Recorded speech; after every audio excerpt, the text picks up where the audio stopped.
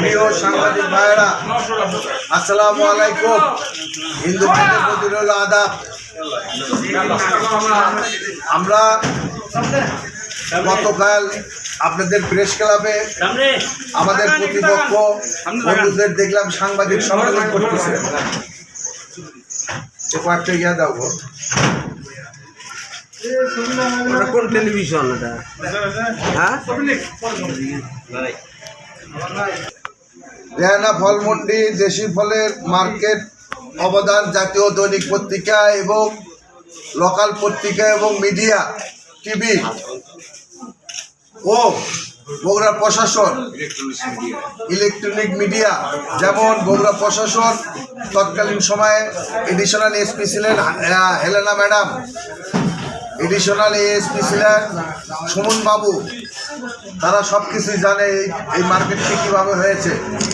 আমরা বিএনপি করার কারণে এই মার্কেটটি 4 বছর আমরা নিয়ে আসতে পারিনি। আজকে যারা প্রতিবাদ করতেছে এই মার্কেট ব্যাপারে, তারা বিগত দিনেও আওয়ামী লীগের সঙ্গে যোগসাজ করে আমাদের সঙ্গে প্রতিদ্বন্দ্বিতা করেছে এবং আমাদেরকে ওখান থেকে উঠে আসতে দেয়নি। এই মার্কেট ওখান থেকে নিয়ে আসার মূল কারণ উদ্দেশ্য হলো বগুড়ার যানজট। স্টেশন রোডে যখন যানজট হয় তখন গোটাল বগুড়া শহর যানজটের পরিণত হয়। এই যানজট নিরসনের লক্ষ্যে আমরা এখানে আড়তদাররা 54 জন আড়তদার মিলে আমরা অর্থ দিয়ে আমরা এই মার্কেটটি নির্মাণ করেছি। মার্কেটের মালিকের থেকে আমরা 20 বছরের জন্য এই মার্কেটটি লিজ নিয়েছি। আমরা এই মার্কেটে দেশি ফলের ব্যবসার জন্য এসেছি এবং আমাদের ব্যবসা সুন্দর হচ্ছে এবং বগুড়া শহরের যানজট আর নাই বলে আমি মনে করি। আমার প্রতিপক্ষ বন্ধুরা গতকাল বগুড়ায় প্রেস কনফারেন্স করে বলেছে যে আমরা নাকি ব্যবসার 2 ভাগ করতেছি। যে বন্ধুরা সাংবাদিক সম্মেলন করেছে আদৌ তারা ব্যবসায়ী না, তাদের কোনো লাইসেন্স নাই, তারা নেতা হয়েছে এইটুকুই, কিন্তু তারা ব্যবসায়ী না। একজন খুচরা দোকানদার আর একজন জীবনেও ব্যবসা করেনি, সে সেক্রেটারি মনসুর হাজির ঘরে কর্মচারী ছিল, এই তার পরিচয়। বন্ধুরা, সমিতি আমাদের এই মার্কেটের কথা বলছে যে আমরা চাঁদা আদায় করি। আমরা চাঁদা তুলি না। আমাদের নিয়মে আমরা সমবায় সমিতি করেছি, সমবায় সমিতির নিয়মে আমরা সঞ্চয় নিই। মালিক সমিতি করেছি, যে মালিক সমিতির আমরা সঞ্চয় নিই। আর যদি সঞ্চয় আমরা যদি খাতাপত্র না দেখাতে পারি আমরা রেজিস্ট্রেশন পাবো না, আমাদেরকে অফিস থেকে বলে দিয়েছে। এবং আমরা কাগজপাতি জমা দিয়েছি এবং আমাদের ট্রেড লাইসেন্স 2টা শর্ট আছে, ট্রেড লাইসেন্স দিলে আমাদেরকে তারা রেজিস্ট্রেশন দিবে। আমাদের রেজিস্ট্রেশনটা প্রক্রিয়াধীন আছে।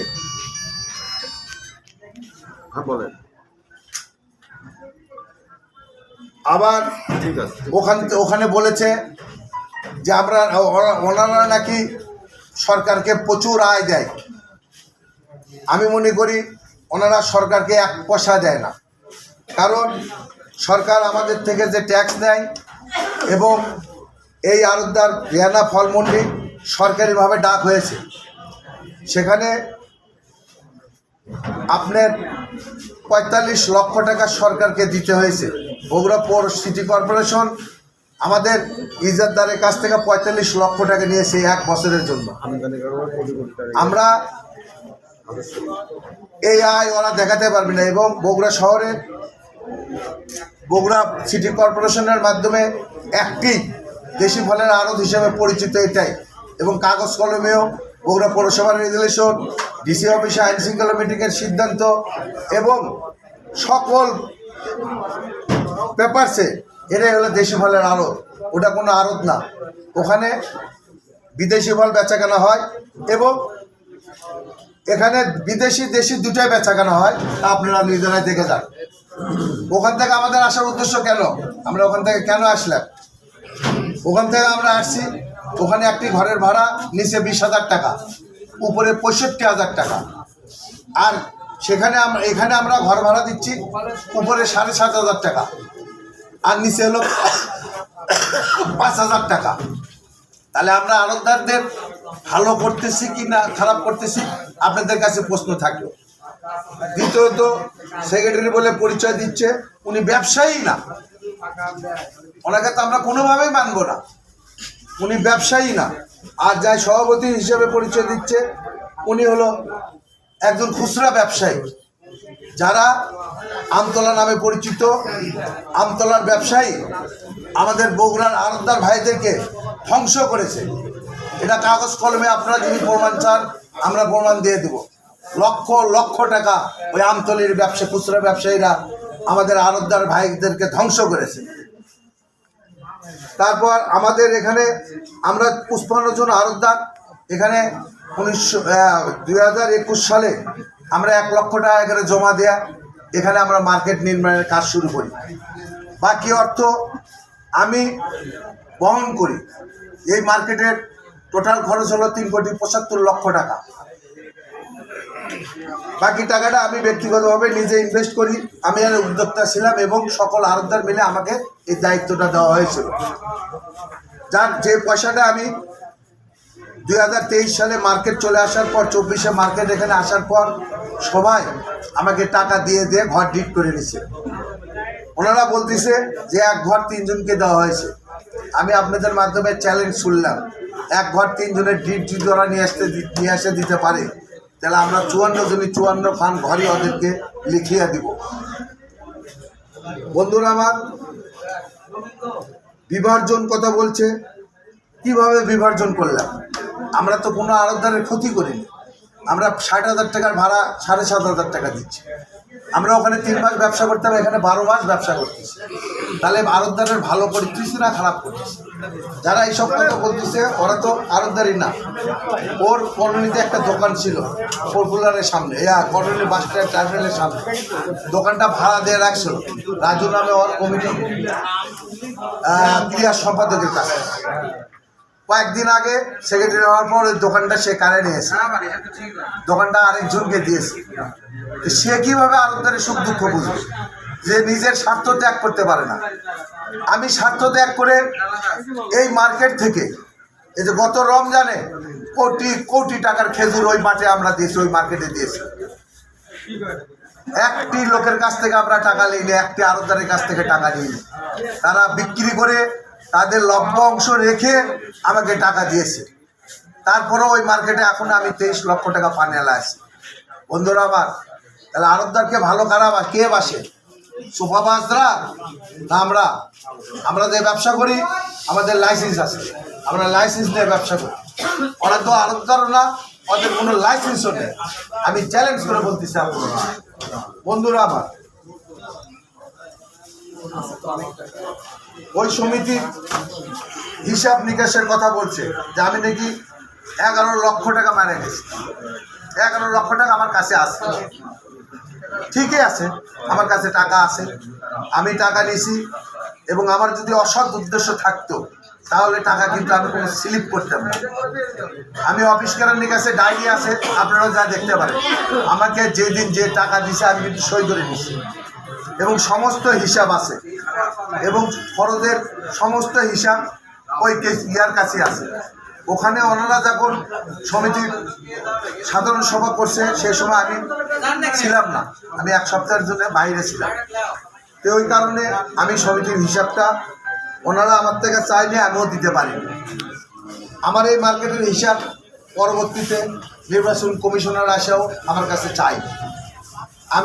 আমার কাছে কেউ হিসাব না চাওয়ার জন্য আমি এই মার্কেটে যাদের কাছ থেকে সঞ্চয় নিয়েছি তাদেরকে নিয়ে আমি এখানে সভা করেছি, করে তাদেরকে পার্ট বাই পার্ট আমি হিসাব বুঝে দিচ্ছি, যে হিসাবটা আজকে আপনাদের কাছে দিই। এই হিসাবে আমি আরও পানেল আছি 8 লক্ষ টাকা আমি পানেল আছি সমিতির কাছ থেকে।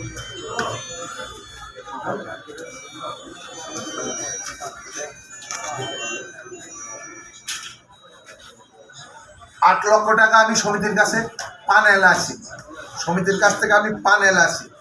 সেই খরচগুলো আপনাদের কাছে আমি একটু পড়ে শোনাই। রেহানা ফলমন্ডিতে সমিতির অফিস ঘরের জামানত বাবদ 3 লক্ষ টাকা। আমরা একটা অফিস করেছি, সেই অফিসের জামানত 3 লক্ষ টাকা।